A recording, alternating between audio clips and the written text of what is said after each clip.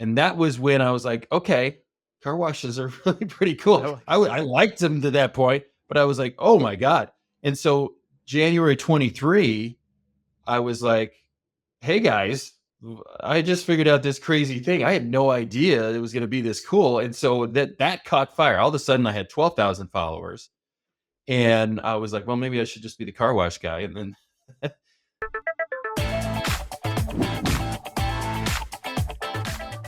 I wanted to start off just kind of talk. You've had a really interesting life. And thank I you. wanted to talk about like your early days. You kind of remind me of like a Mike Rowe, what was that Dirty Jobs guy, right? Like you've had Yeah. a lot of interesting different jobs like early on in your, let's say your 20s, even Yeah. teens. So I wanted to Yeah. talk about that, just kind of like your early days and just growing up, like some of the jobs you did and some of the experiences you had. Yeah. Yeah. That's great because that's kind of what's informed my work ethic now. My first job, I was 12 years old and my mom came home and said, "Yeah, I got you a job." Like there was no question of whether I could take it or not. It was you have a job. You're supposed to show up this Saturday morning. And it was at a veterinary clinic. It had some kennels in the back. And my job was literally to scoop the poop. Yep. So I was a pooper scooper. I'm born and raised. Yeah. I did that till I was 18 years old every weekend. And if I couldn't make it, I had to find somebody who could. So, and then a lot of those dogs were sick. So you can imagine the mess I had to clean up. And then summer jobs were on a farm. I worked on a garlic farm. This guy grew organic garlic back before anybody knew what organic was. And then so you had to move irrigation water, and there was horses, so you were bucking hay and all this stuff. And it was in southern Colorado, so it was really hot in the summer. And then in college, I got into the mining business. I was actually a mining engineer, and part of the education there was you had to mine. You would drill, load up the face with explosives, blow it up, and then take in the equipment and shovel out the rock and go dump it and process it. It was really cool. So I had a lot of dirty jobs early in my life. So I can see why you get the micro thing. Yeah, and then your first entrepreneurial venture, tell us about that. Wasn't that Yeah. excavating? Yeah, it was excavating. Yeah. So I had a kind of an early life crisis when I was 27, quit my job, quit my girlfriend, packed up my truck and moved back home. And this guy that I moved in with had just bought a lube oil shop with an SBA loan. And he said he was living a pretty good lifestyle, making good money. And I thought, well, I could do that. I found an excavation company on back in the very first iteration of bizbuysell.com. Mhm. This is 2003, and went to his same SBA lender, and they backed me. It was a whopping $180,000 business, but that's what they grossed, and that's what they sold for. And I put down about 50,000 and got a couple trucks and a mini excavator and a couple skid steers, and off I went. And we dug sewer lines and water lines. And our unique thing was that we had permits to go into the right of way, so we could cut up a street and fix a sewer line or a water line.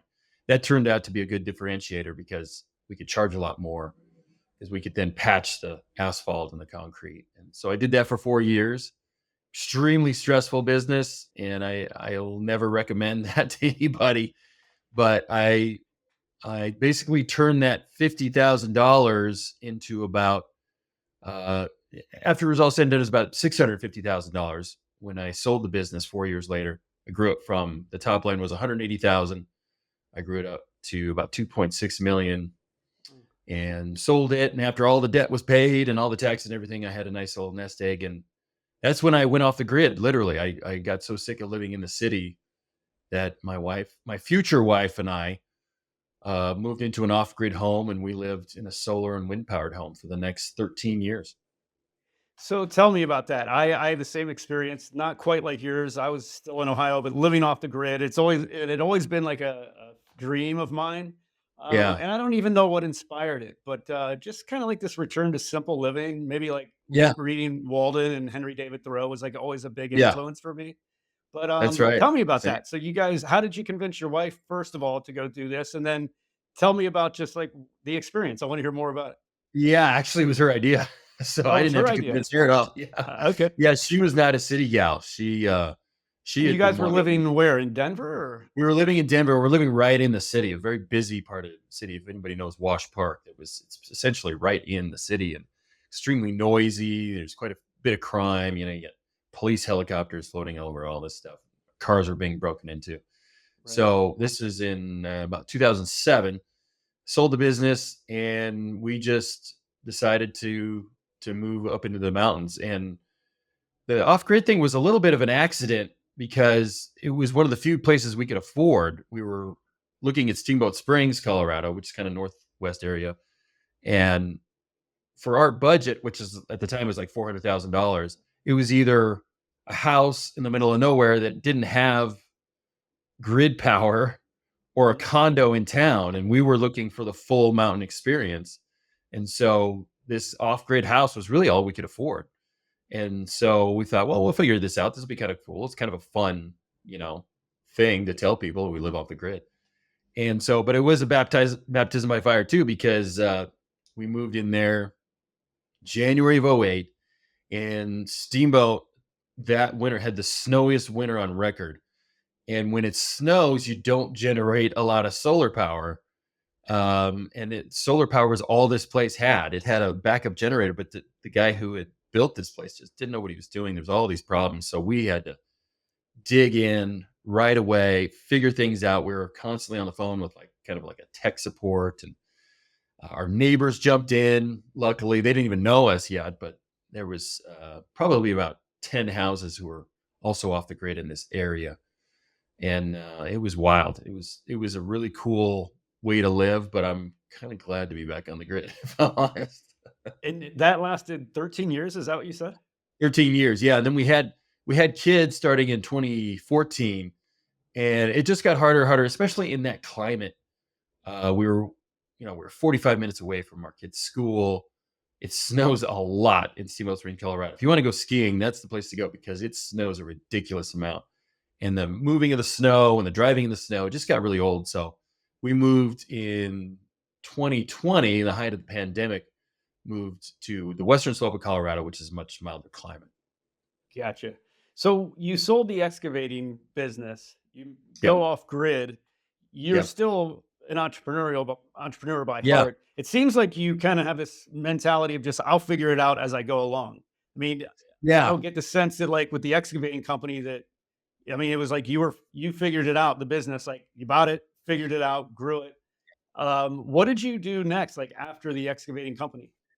Yeah. That's an interesting question because when I had the excavation company, I was really burned out and I was looking around at other things to do. And I was admiring the guys who were doing in the Wash Park area of Denver. It's called a scrape off. They would buy the worst house in the nicest neighborhood. They would tear it Right. down and they'd put up essentially what was a McMansion. Right. And we would do a lot of the concrete and sewer work for them. And I was just watching these guys' lifestyle, and a friend of mine who was doing it, his name was Chad. He would have two houses going at any one time. One would be in the beginning stages, one would be in the ending stage. And I would kind of quiz him, like, what are you doing? And I basically figured out that he was making about eight or $900,000 a year. And although construction is not easy by any means, but he lived 2 blocks from most of his projects. He could be there in 2 minutes to answer questions, and he lived this tremendous lifestyle. So we moved to Steamboat, and I thought, well, that's what I'm going to do. I'm going to start building houses just one at a time, and I'll figure this out. I didn't know a lot of the construction practices that from the ground up. I knew everything under the ground. Mhm. But I had to figure out framing and all this stuff. I figured out, I can figure that out. So this is 2008. And little did I know that ain't nobody gonna build any houses anytime soon anywhere Right. in early 2008 for really like the Dying next or yeah. 5 years. Right. Yeah, so I bought a lot that was zoned for a duplex, and I had plans drawn up, and I had all this stuff. And this even in March of '08, the bank said, "Yeah, I think we can do this deal." On a Friday afternoon, they said, "Come in Monday, and we'll get some paperwork going." Come in Monday, and they basically kicked me out of the bank. They were like, "We don't want anything to do with this kind of deal anymore. We're not lending on this.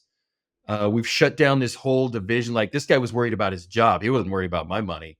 Right. So that shut down in an instant. And of course, thank goodness I was early in that process. I really would have been upside down on that project. So right about that time, I read Tim Ferriss's 4 Hour Workweek, Hmm. just on a whim. It had just come out recently. This is 2008 again, I think, or 2009, somewhere in there. And he was talking about these online businesses. Hmm. And I lived off the grid in the middle of nowhere. It's not like I could go get a job, and I was unemployable at that point anyway. I'd been an Right. entrepreneur already for 4 years. So I read that book and found a website for sale that was selling solar powered gear. It was solar Mm. kits and stuff like that. So I bought that. It cost me, I think I paid $150,000 for it. It was had all this SEO going on and it had orders coming in, all this stuff. And that was my first foray into online business. And I was really hooked because we could travel anywhere. I went to Thailand for a month. We went to Europe. We went to we went all over the country. Go to the beach for a month, and I could work there. It was a game changer for me. I didn't know Yeah. anything about websites. I had no idea.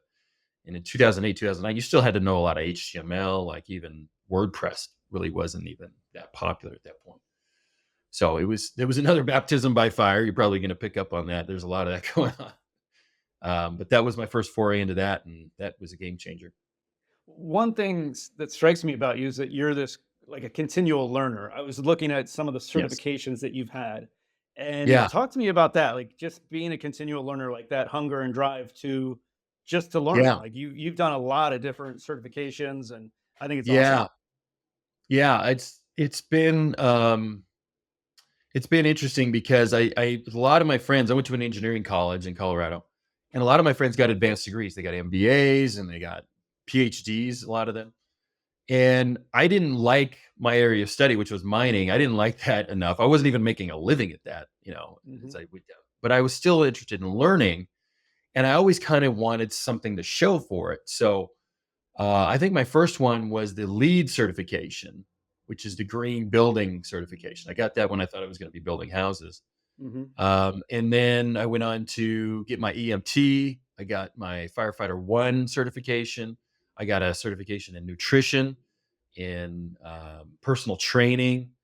Um, I, I'm sure I'm forgetting some, but it was one of those things. I was an Eagle Scout when I was a kid. It was kind of like getting a badge. It was Yeah. it was kind of Right. that Right. pat on the back. You Yep. passed the test and you Good job. studied.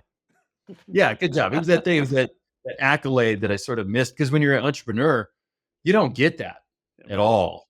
Yeah. So now I'm getting a certification in psilocybin facilitation because I host psychedelic retreats. I'm sure we'll get into that later. But it's just been I have an insatiable curiosity, and this is a cool way to do it and sort of check a box, get a little accolade, and I haven't used all that stuff that much for prolonged periods, but it's always cool, and I always learn something, and I always meet new people, and it's fun.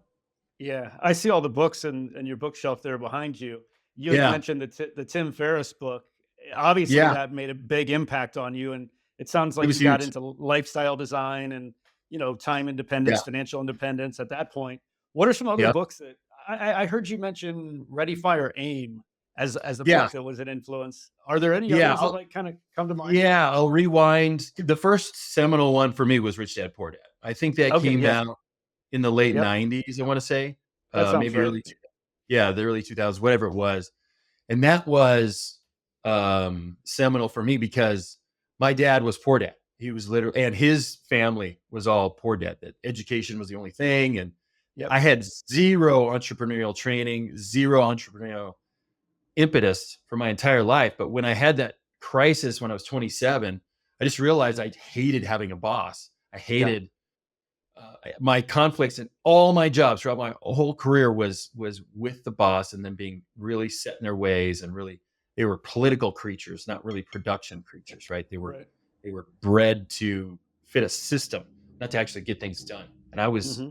all about productivity and getting things done and doing things the new way. So reading that from Kiyosaki was like, wow, okay. you don't have to follow this path. You can follow your own path, and he was doing it with real estate. Hmm. But that was sort of the kickoff to my entrepreneurial career. And then Ready Fire Aim is literally a manual for growing a business from zero to about $100 million.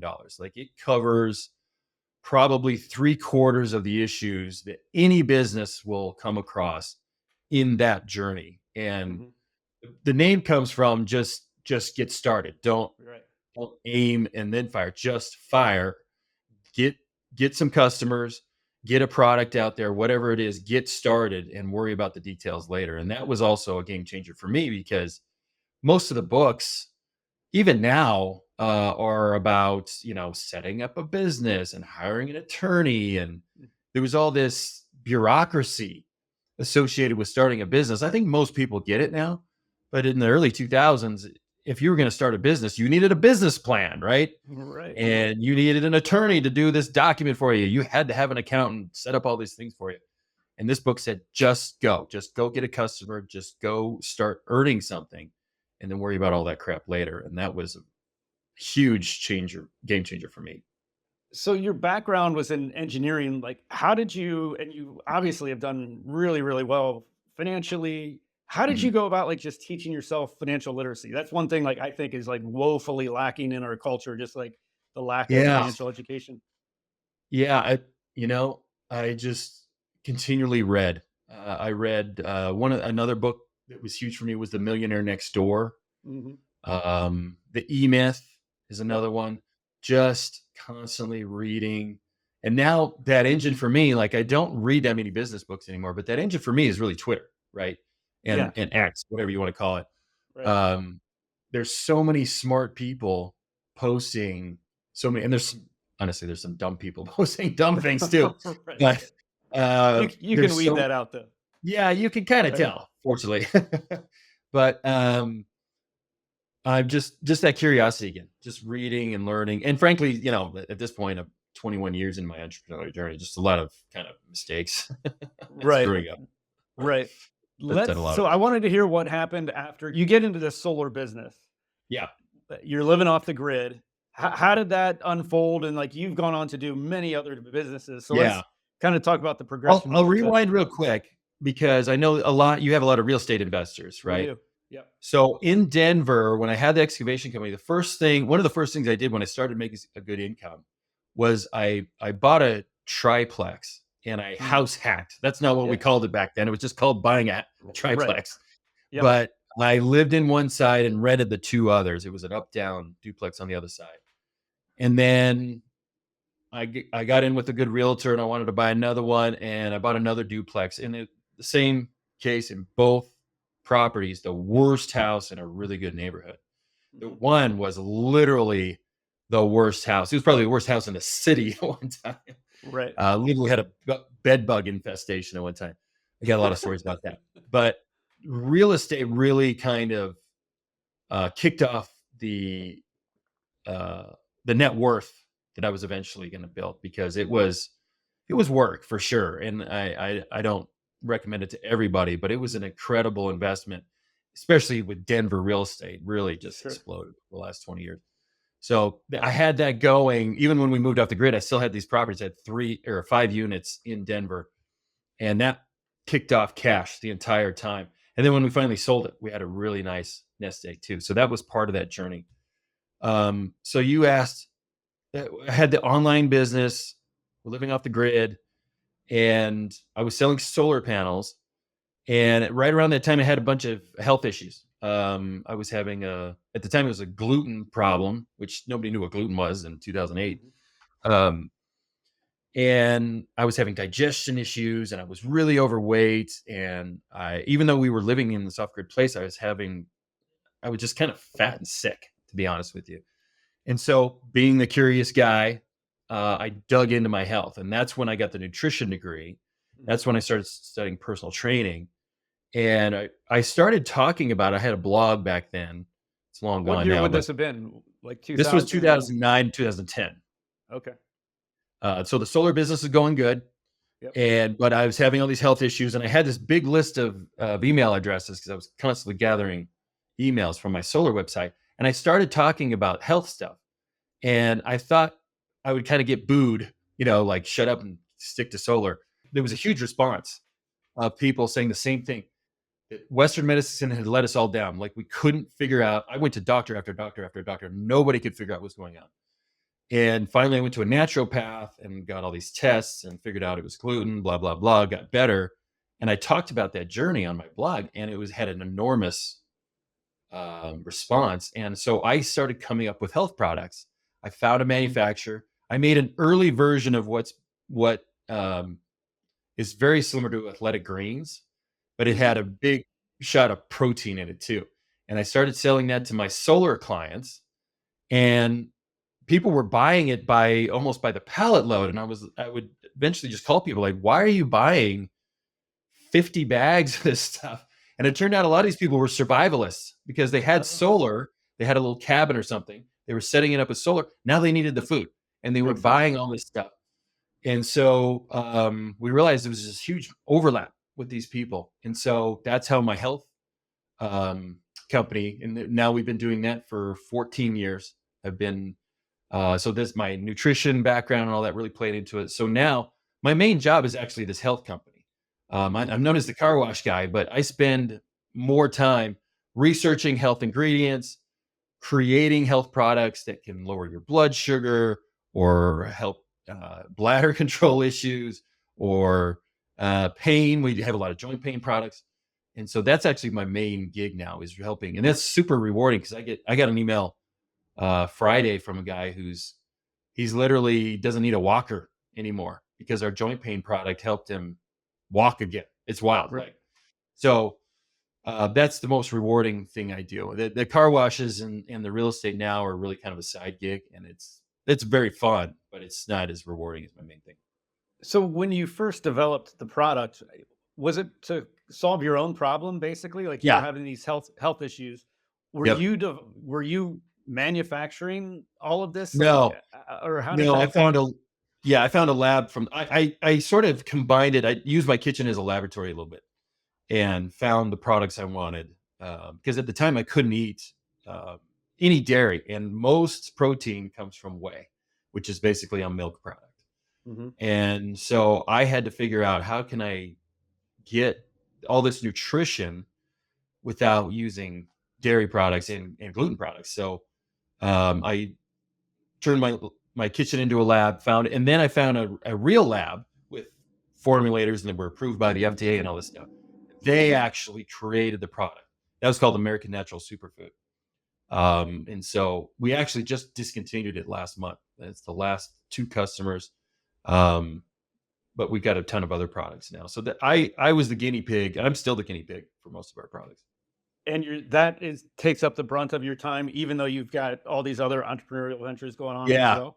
Yeah. And right now, Patrick, I'm actually paring down. I think if you followed me for a while, you know that I had like 5 or 6 or 7 things going on at a time. Yeah. We sold out of I had a financial newsletter company, Okay. sold Yep. that a month Okay. ago. We're looking to sort of pare down, simplify, really. And Yep. so, if I had my druthers, it would be probably 1 or 2 online businesses and then the car wash thing over the next 5 years. And is that because it just became life was too much, like doing all these different projects, or Yeah, why did you decide to pare down? um, I think that the shiny object syndrome is fun for a while, and I think it's a pendulum. I swung into, especially when I got super active on Twitter, all these opportunities cropped up, Uh-huh. and I jumped into all these things.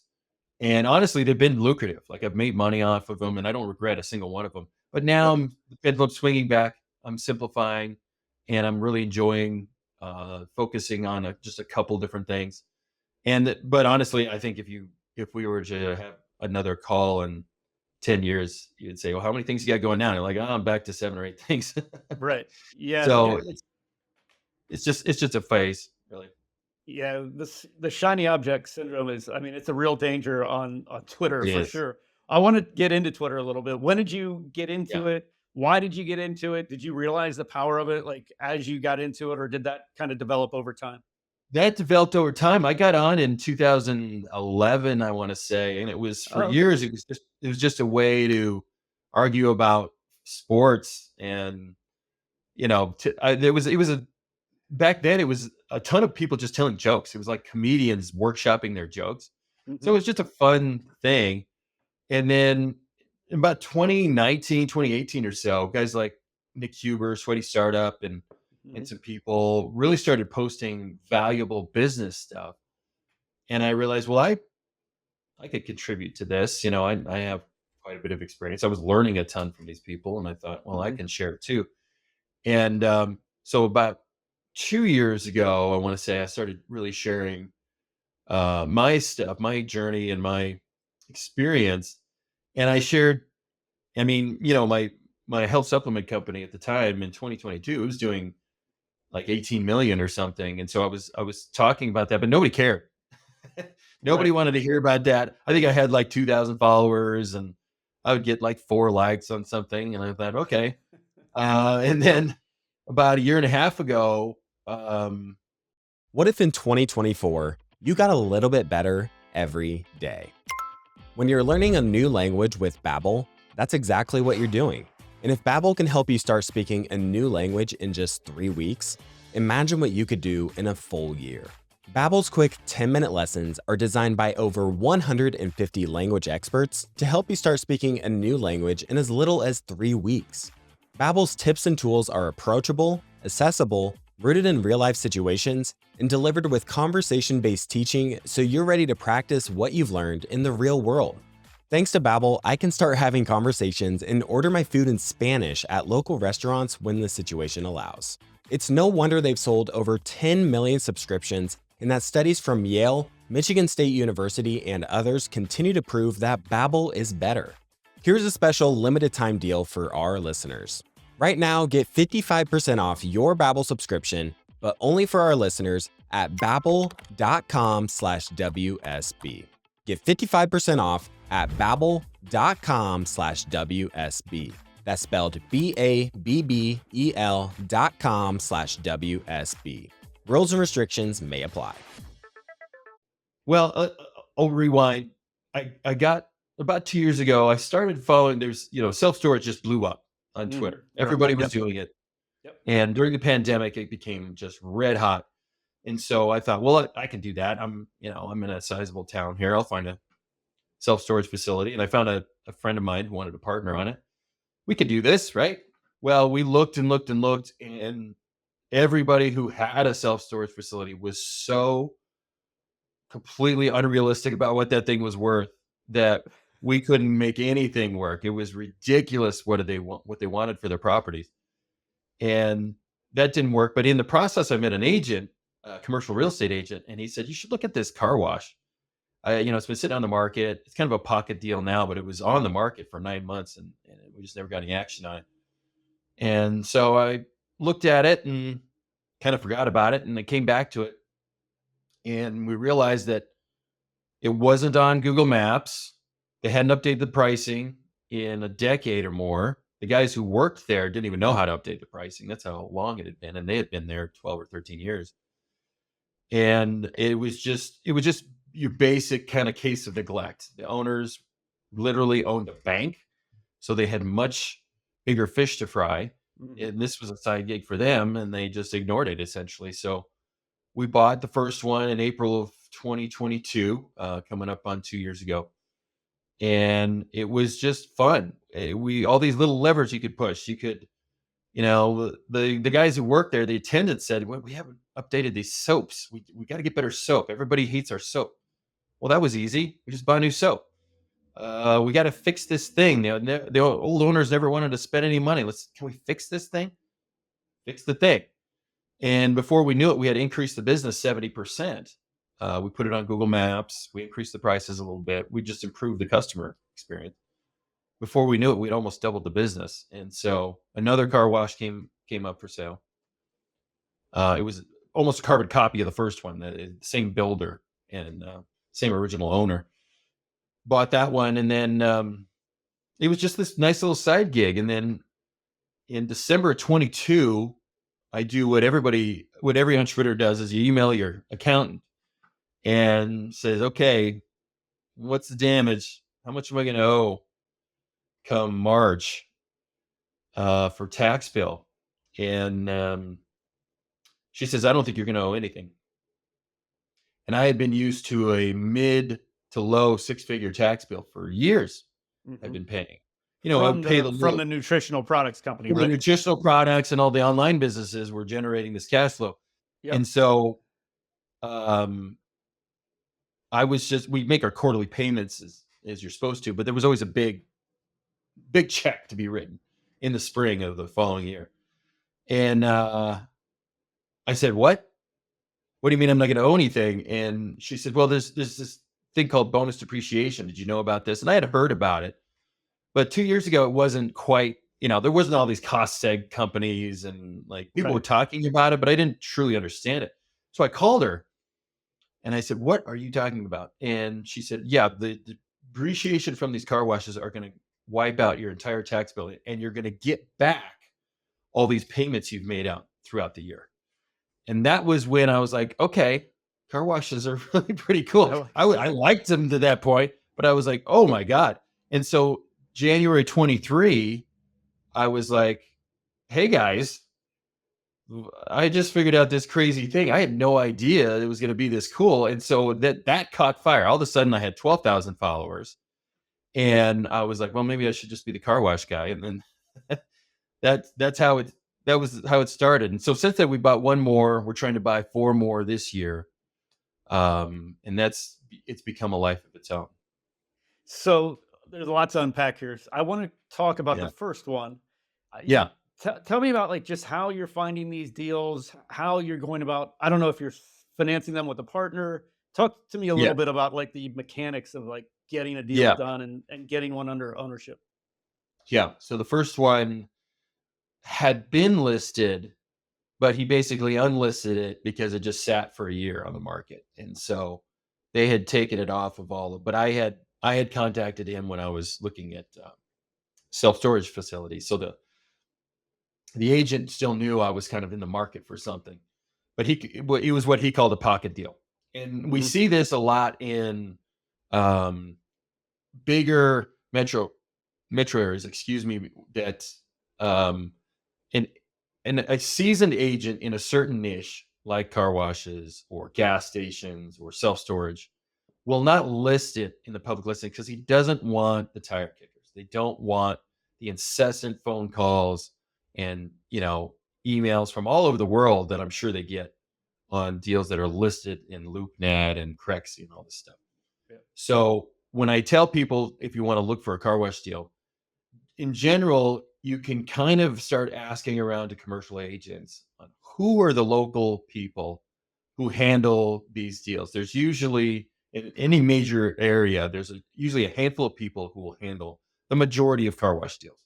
And oftentimes they have pocket deals that they don't want to list, but are indeed for sale. So the next 2 deals actually we found were listed. They were both listed on Crexy.com. And so you don't have to go off market to find these deals. But this year we're going to be sending, I have a VA in Pakistan scrape all the car wash ownership listings. We now have the owner's home address or their headquarter address. So we'll be sending personalized letters to all those people. Now, is this all over? Or is this just local to you, or how? We're just looking at Colorado right now. I get a lot of deals sourced because of my Twitter profile from all over the country. And eventually I'm hoping to buy some of those deals. But right now we like local because we're building up a system. The idea is to build up a system to manage a car wash from anywhere. And we're still in the process of doing that. So we financed the first deal with bank financing. We put down 25%. It was $650K. The second deal, we were only required to put down 20%. And these next couple deals, we're hoping to do SBA.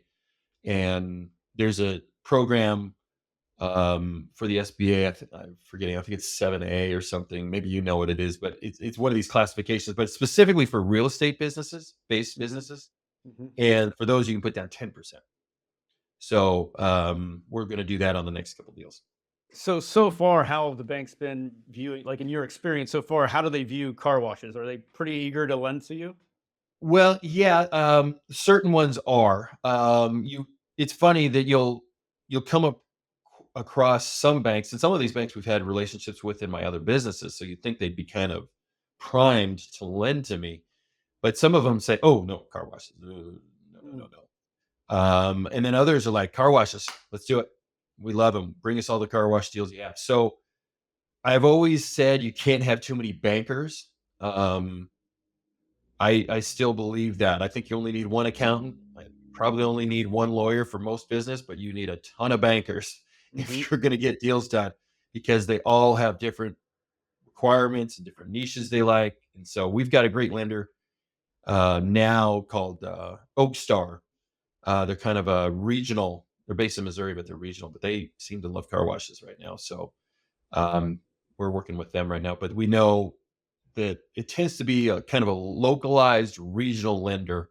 We have not had any luck with the big nationals, Wells and First and US Bank, and they don't seem to have any appetite for this kind of stuff. So when you're doing value adds on car washes, basically, Yeah. right? It's a value add deal It's essentially. a value add. Yeah, it's classic value add real estate.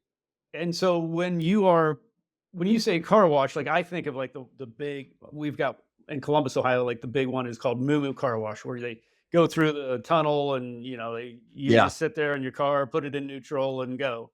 right. That's not what you're That's buying, right? no, no. Those have been overbuilt, and I think a lot of your listeners would probably agree. Like, why are you buying car washes right now? They're building them everywhere. Yeah. Those are called a tunnel or an express wash. And the car pulls in and you're basically pulled on a conveyor belt through and it spits you out the other side of a clean car.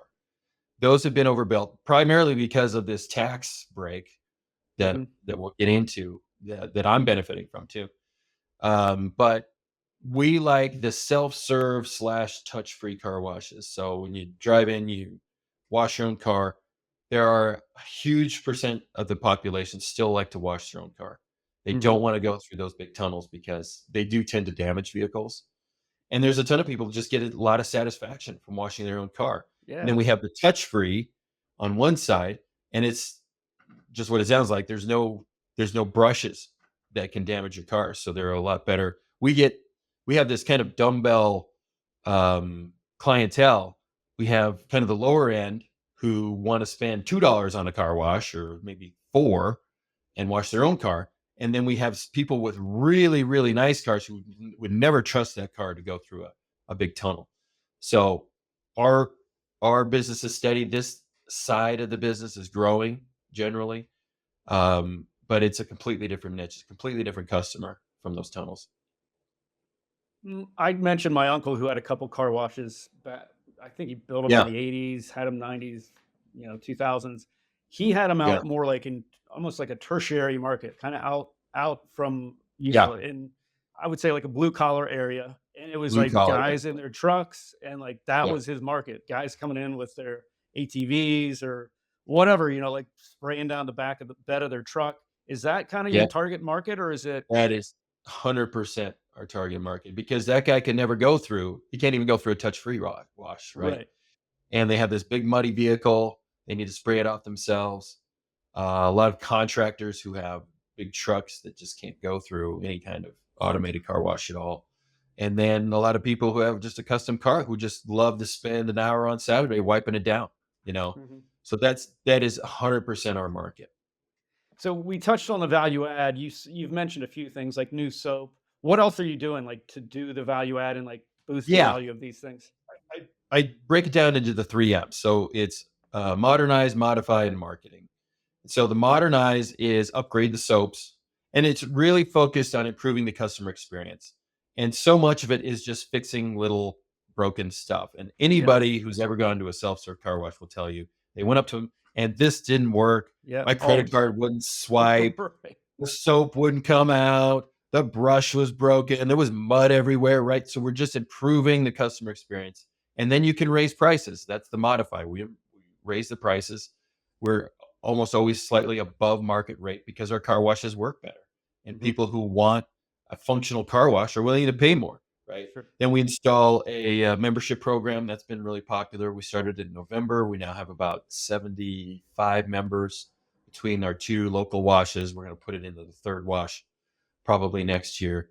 And then the marketing is get the Google listing up if it doesn't have it, get 5-star reviews, and then we run a little bit of AdWords. We'll run some direct mail, stuff like that. We put a better signage. Like the new car wash we bought is 1 block off, really busy road. We just bought an A-frame sign and just put it right on the busy corner, Mhm. and more people are aware of our wash now. So the marketing and all this stuff is really simple. If you have Right. any experience marketing a business, you'll look at our methods and think, well, this is like 101 stuff, right? And that's all it is. And car wash owners don't do it. Well, it's a little like just the mom and pop, like self-storage Yeah. owners. Like they're just not optimized, right? And like those are the ones you want to buy because you can do the value add, the 3 M's that you're talking about. It's not like brain surgery, right? Like, but It's really it not. takes energy and effort, and that's what you're doing to enhance the value. Yeah. I mean, there's a whole generation of people who thought when they bought real estate that the real estate itself, the simple location of it, was all the marketing you ever had to do. Mhm. And they also thought that most of this real estate was passive. They were told Right. that you just show up and empty the quarter bins, or you Yeah. just show up and you cut a lock off of the self storage unit every once in a while, or you show somebody a space once a week or something. And all our generation and the millennials are now coming in and saying, if you treat these businesses as active and you're active in it, you can completely revolutionize the business in a matter of weeks almost. And you Right. just show the most basic effort ever, and you're rewarded. You can double and triple the value of these places in a short period of time. So what's your end game or exit strategy with these? Are you going to just Yeah. continue to hold on to them? Are you going to package Yeah. them up at some point and sell them off? Like what's the end game? Yeah, it's kind of a classic roll-up scenario now. So I'm hoping within the next decade that we can get somewhere between 20 and 30 of them. And if we can do that right now, these places, I'm going to do some math here. Hopefully you can follow along. Public If you math. can't, yeah, well, but hopefully your audience knows a little bit about a cap rate. It's basically a multiplier for what a property is worth. We're paying a 10 cap, which is 0.1%, 10%. Sorry, not 0.1%, 0.1 or 10%, which basically means a 10x multiple price. So if it EBITDAs, which is profit before debt service, if it EBITDAs 50 grand, we'll pay about 500 grand for that property. Okay. Mhm. So we hope to get somewhere 20, 30 of these, and we hope to get the EBITDA of the entire roll up somewhere in the $3 or $4 million range. Let's just say, for easy math, it's $3 million EBITDA across all these locations. They're all branded the same. A member who's a member at one car wash can go to any of them in our network. And we have done the classic 3M strategy to all these places. We've increased the EBITDA radically. Okay. If we had a $3 million EBITDA, now the cap rate gets compressed. And we're seeing some of these chains sell for a 5 cap, which is 5% or 0.05. Now, if you take 3 million and you divide it by 0.05, it's the same thing as multiplying it by 20. Now, all of a sudden, this is a $60 million enterprise, right? Right. And we've paid far, far less. We've paid somewhere, less than half of that. And we'll still have some debt on it, but the numbers get really, really interesting on some of these roll-ups. That's the plan. Nobody's really done this for self-serve car washes, though. Right. Not at this scale. So there is no precedent that I know of here. If one of your listeners does, please tell me, because I'd love to do a case study on it. Mhm. But we may be a pioneer there. And if that happens and nobody wants to buy this thing, fine. We'll have this tremendous cash flowing asset and we'll just keep it. Right, right. And so you're branding them all the same. You're using the same name. I like the idea Yeah, of like, the membership that you can go to any of them. exactly. What's the Right. biggest challenge right now? Is it finding them, finding like the ones that could be a good value add? Is it the Yeah. operations? Like, what's the hardest thing right now? Well, it's a little bit of a mixed bag. Probably the biggest issue is the pricing. Most people are selling one unit for like a 6 cap. which Mhm. just doesn't work for anybody right now, especially with interest rates where they are. So you have to wait for them to come down. You got to wait for them. You got to find one that's a little bit of a pig, right? That's got Mhm. some kind of problem on it. The one we just bought, it had somebody had crashed into the mechanical room in 2021 and wiped out any kind of business for that place for 9 months. And Right. so they didn't have 3 years of clean books. So we had to do some fancy financing there, but we got a good price for it. Now, the one we're looking at uh, in Denver right now that we'd like to buy, it's it's got some issues with the pricing and the ownership. There's kind of no labor involved. Nobody knows who's going to actually work there. So it's got a little bit of a problem.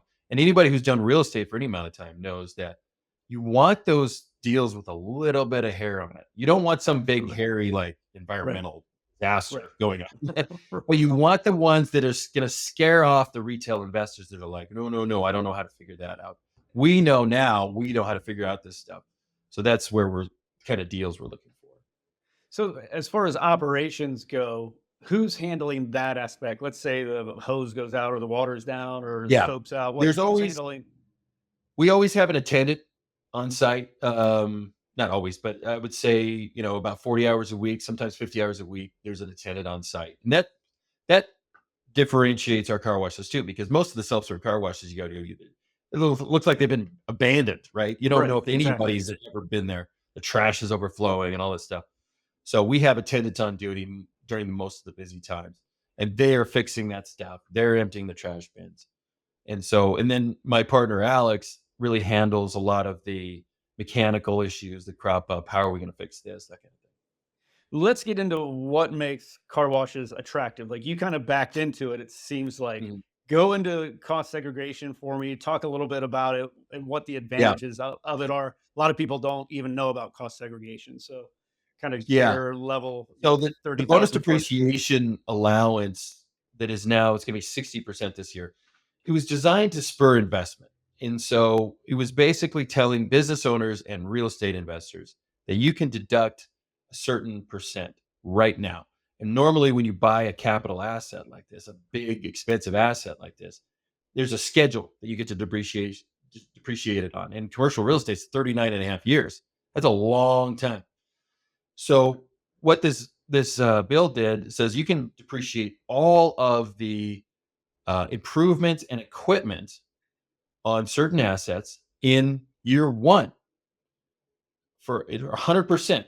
Now last year was 80%, and this year it's 60%. Okay, it's kind of confusing, but follow along. So for a lot of assets like a storage facility, that meant certain percent of the buildings and the improvements, the gate, that kind of stuff. And what a lot of people ended up having to do was get a cost segregation study because you had to figure out what was depreciable when. And you literally need a certified engineer on some of these properties Right. to go in and figure out this is depreciable this way, this is depreciable this way. And it was a kind of a calculus. Car washes, for whatever reason, the entire property, except for the dirt on the ground, Right. is depreciable under this rule now. Right. That means the building, the equipment in it, the hoses, the paving, the concrete, everything. So you don't need a cost segregation study. All you need to Right. know is what the dirt is worth, right? Right. And if you And can that's on find the it, auditor's website, right? yeah, that's on the auditor's website a lot of times, or you can find an empty lot in a similar neighborhood and say, okay, that's worth That's what it's get a worth. get a Yeah. yeah. And so you just subtract that from the price, and there you go. That's really what you get to depreciate. So that's one reason why car washes have become very popular over the last few years. So, I mean, of all the potential real estate assets you could invest in terms of cost segregation, car washes seem like the easy, like no brainer. It's like They're they're the the easy juiciest, button. juiciest ones to do, right? Yeah, yeah. Now a lot of people are afraid of them because there's a lot of mechanicals involved. You Right. need a full-time employee. You can really run a self-storage facility with somebody part-time for the most part, right? There's Mhm. there's probably a guy who checks in on it maybe daily, but I know a lot of operators who don't have many full-time employees at all, and they have 5 or 6 properties. But with with ours, you kind of need, we do have somebody answering the phone all the time. We have somebody on the site the vast majority of the time. So it's definitely more involved. It's a little more business than real estate, but it's a nice combination of it. Yeah, yeah. And you kind of backed into it. It sounded like you were trying to find self storage and nothing was coming up. And Yeah. this Yeah, car wash popped up on Crexy. yeah, we don't let the tax tail wag the dog. We're not in it just for the tax benefits. It's a Right. very good cash flowing business on its own. And it's a relatively easy business to run and to grow. Yeah. But the tax benefits really kind of tipped it over into this. Okay, now this is all I want to do. I want to generate income with my online business, spin that into the car washes, and the car washes will then remove the tax bill from the other businesses. And I have this beautiful flywheel.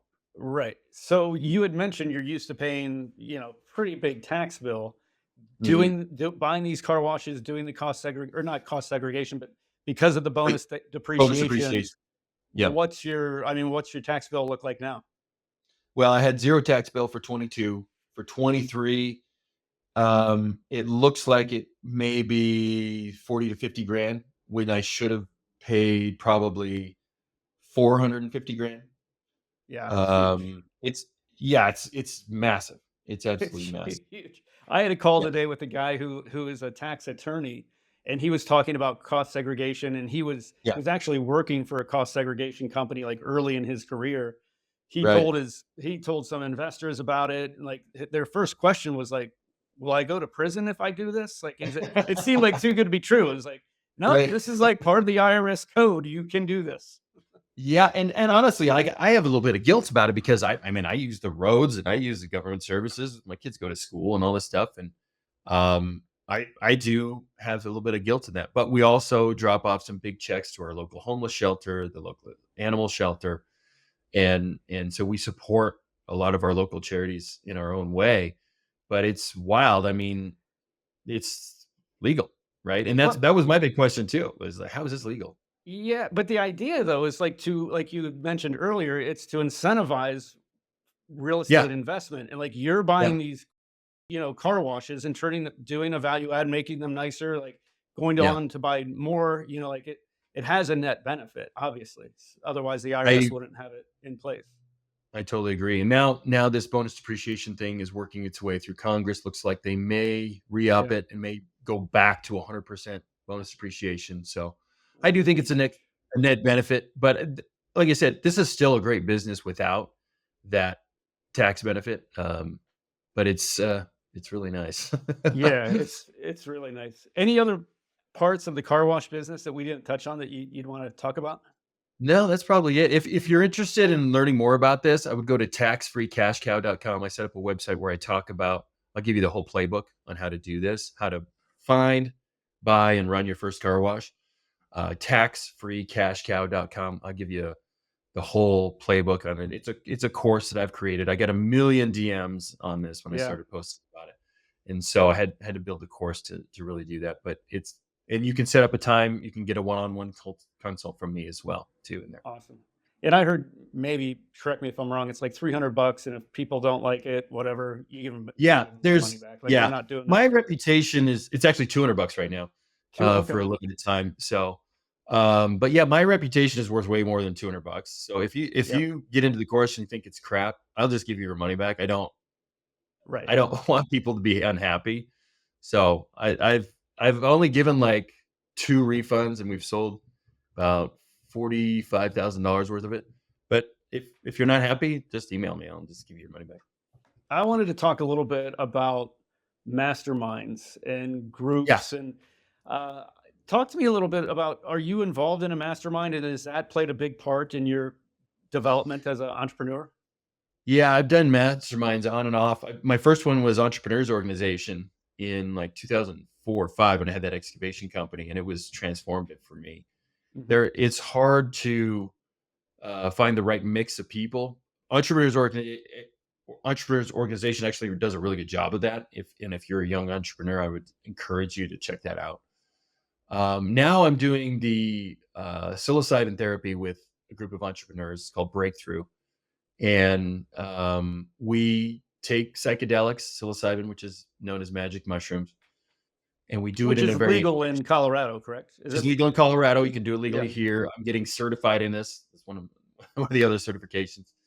So Yep. it'll be completely legal. Well, I guess it won't be completely legal. Still illegal at the federal level, but in any case, it's been transformative for me and the other people that are doing it. We have one guy whose life has completely changed. He was completely kind of lost in his marriage and his business, and now him and his wife are closer than ever. He's completely changed how he parents his children for the better. Another guy, military veteran with a lot of trauma and everything, was really lost. Just 8 months later, he's got a successful business, a coaching practice of his own, and is completely off medications. Right. Another guy had a lot of issues like with his business. Like, do I sell this? Do I scale this? What do I do? He's now doubled his business in the past few months. So it's been transformative, and it's an instant community. We lack this so much, Oh yeah. this is what we really all want on Twitter, right? Is a community, a tribe. Right. Yep. And it's given this for these people. We've been texting all day. One of our members has a kind of a family crisis right now, so we're all kind of helping him through that. So it's radically changed how all of us live. So you call it like a breakthrough event? Is that what Yeah, the name of the organization is Breakthrough. Yep. breakthrough? Okay. And tell me a little bit more about it. Like you guys are getting together like in a retreat type setting, or Yeah. what's it look like? We'll grab an Airbnb somewhere in the mountains, kind of remote, and we'll all gather there for 2 nights and 2.5 days. And there's no alcohol. It's not a party. It's not a rave. Yeah. Right. Right. We take the substance very intentionally. Yeah. And some people take a little, some people take a lot, some people don't take it at all. Mhm. And we all just talk about what we're experiencing. And then the next day we set intentions for how we're going to integrate these findings. You get a lot of insights both during the trip and after, and you can really change your life. And so we have another session coming up in July. We have a couple open slots if anybody's interested. We'll show you how to contact me at the end of the show here. But it's been transformative. That's awesome. I've heard it described as kind of like a reboot, rebooting your brain in a way. It's like Control Alt Delete for your brain, and Control Alt for Delete, some yeah. people, it's like 10 years of therapy, 10 years of talk therapy. Not everybody, and I'm careful saying that. Sure. But you there can are some make- people who have done therapy for years, and just 2 nights with this group has done way more than they could ever have gotten from a psychotherapist. And it's another, you mentioned 4 Hour Workweek and Tim Ferriss. That's another thing that he's into. And I think, Yeah, spends a lot of money actually on yeah, encouraging and supporting psilocybin research. that's right. Yeah, he is funded because he is very wealthy now, and Sure. he has funded a lot of the studies that are going on at Johns Hopkins that shows how this works. And so for people who are skeptical, jump on Johns Hopkins, which is one of the most prestigious medical schools in the world, Yeah. and they are conducting randomized controlled trials every day on psychedelics, and the findings they're coming up with are just mind-blowing. It's absolutely revolutionary for people who are on death's door and are struggling, people who are not responding to any other kinds of therapy. They're having their lives changed by this stuff. It's really cool. Yeah. It's awesome. You had a really interesting post about like friendship and loneliness that I kind of wanted to touch on a Yeah. little bit. Yeah. Tell the story about it. You had a birthday party and Oh yeah. uh, 20, I think it was like 2017, 2018, somewhere in there. Um, my wife said, your birthday's coming up. Do you want to have a party? And I said, sure. And the date is approaching, and we hadn't talked about it. And I think it was actually the next day. And I said, so who's coming? And she kind of broke down. She said, babe, I'm so sorry, but nobody's coming. There's Mhm. nobody. And I just realized that I just didn't have a lot of friends anymore, or they were far away, or I was ignoring them. So why wouldn't they ignore me? I hadn't gone to their birthday party, so Right. it wasn't their fault that they weren't interested in coming to my birthday party. So I made a pact then that I was going to find more friends. And so what that entailed was I was kind of this, I was living off the grid in the middle of nowhere, and I was sort of becoming this proud loner, Sure. like Yeah. I don't need anybody, Yeah. and I realized I was really lonely. So I started being more outgoing. I started going to my son's birthday parties Are you an and introvert? Like on your Myers Briggs, are you yeah, an yeah, introvert? Yeah. Okay. yeah. I was actually I was like right in the middle. Okay. And, so I would be extrovert, introvert at different Yeah. times, but I hated mingling. I Yeah. hated small talk. Me too. Like, Yeah. what do you do and where are you from? And like that Yeah. 90-second interaction that just gets awkward really fast. I hated that. So I would Yep. avoid it. So the revolution for me was like I would go into those situations now and just try to have an interesting conversation. I realized the best way to do that was to just ask interesting questions and Mhm. not worry about telling my story. Yeah. Get it out of my head, like, because so many people are just waiting to talk, right? They ask a question and they're just waiting to answer it themselves, right? Mhm. Like, what do you do? I can't wait to tell you what I do, right? Yep. And so I just wipe that away, forego any intention of talking about myself, and I just ask people interesting questions. And it can start in a traditional way. What do you do? But then you take it in. Well, did you study that in college? Mhm. Oh, well, what did you want to be in college? What did you Yep. want to be when you grew up? Where did that take you? Why aren't you doing that? Get in and you really get into people's motivations and thoughts and what they started off doing. It's always interesting to see what they studied in college versus what they're doing now. And it's always an interesting journey how they got there, right? And then you can get into, where did you grow up and what was that like? And naturally would progress to, well, what do you do for fun? And that would transition into usually, especially when you're in the mountains of Colorado, people have really fun hobbies. And I would ask them what that was. Sometimes it was mountain climbing or backcountry snowboarding or, motorcycle riding. And I said, oh, well, that sounds fun. I'd like to try that. And invariably, if they were nice, they would invite me. And eventually I would go. And all of a sudden, I would have one friend and he would introduce me to his other friends. And now I have this groups of friends that we go motorcycle riding, we go backcountry snowboarding, we do all this stuff, and we go and eat mushrooms in the mountains. Right. And so I have several tribes of friends. I have great birthday parties, and I feel like I'm really, really close to probably 20 people that I didn't even know Yeah. back when I was having terrible birthday parties. Right. So just getting out of my own shell, asking people interesting questions, being willing to do weird things and follow people into weird activities and hobbies has completely changed my social life. And now I feel really fulfilled, and definitely don't feel lonely anymore.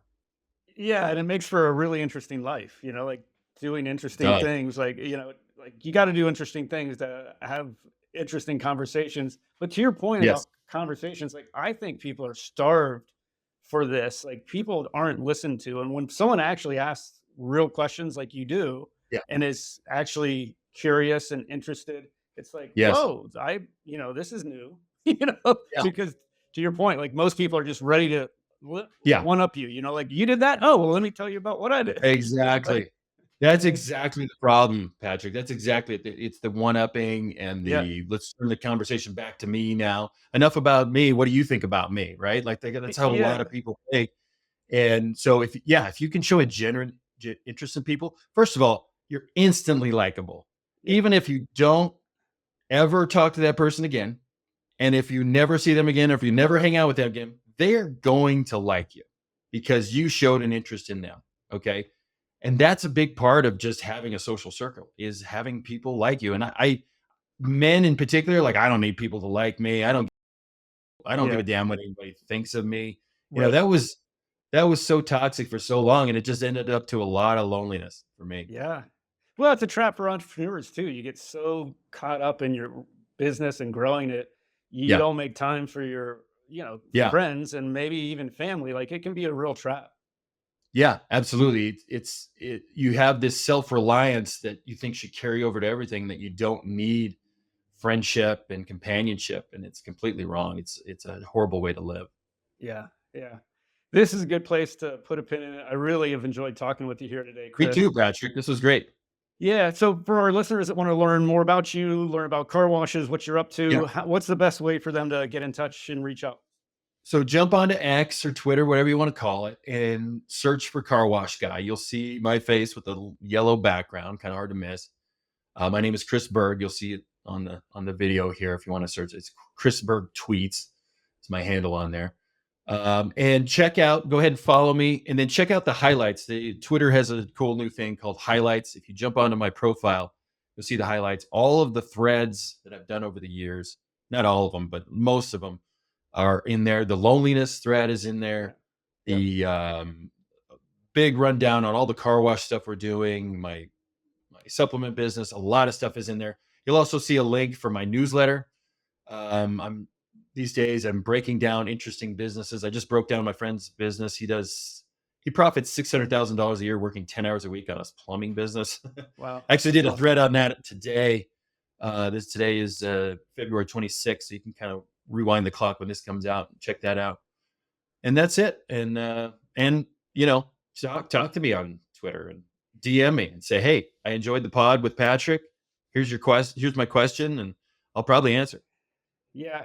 I DM'd you and you were real quick getting back to me. And Yeah. I really encourage people to follow you. Your content's really great. You're a really good writer. And I appreciate you. the craft of writing, just, being able to write on Twitter and provide Yeah. value is, Right. you're definitely doing that. So thank you. I mean, Thank you, I've Patrick. gotten a lot out of it. So, Thank you. anyway, thanks for your time. This has been fun. And Thank you. And speaking of Patrick, you ask excellent questions. This was a great conversation, and I can't wait to promote the show. thanks, Chris. It showed me the practical side of speed to money, Mhm. have an idea, how can we test it? How can we get it into the marketplace as quickly as possible? And number two, knowing your core audience. We know exactly who we were catering to. We knew what their pains were. We know what their aspirations were. And so we had the core avatar dialed in really, really quickly.